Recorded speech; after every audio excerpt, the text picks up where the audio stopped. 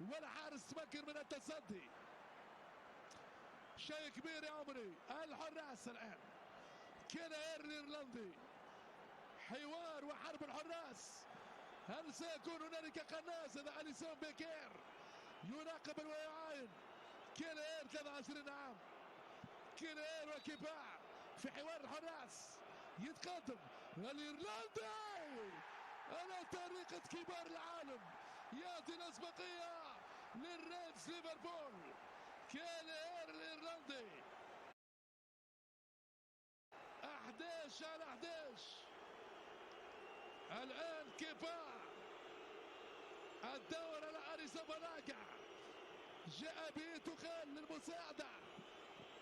إدوارد ماندي الحراس في انتظار الفرحة الكبيرة. أريزابالاغا بالاغا وضاعت الكرة. مليون مبروك لجماهير ليفربول.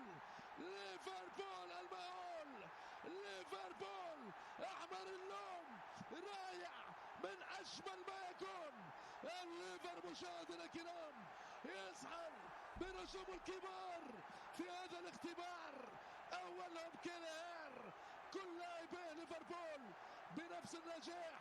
يتوج الليفر، يكتب التاريخ. الليلة ليفربول كاتب للتاريخ ب9 ألقاب، هو الوحيد في كرة الإنجليز. كأس الرابطة الإنجليزية حمراء اللون لليفربول التاريخي والمهول.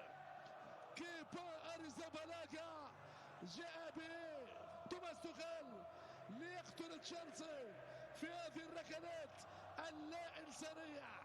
توماس توخيل مثلما خسر نهائي الاف اي كاب يخسر كذلك كاس الرابطة الانجليزية.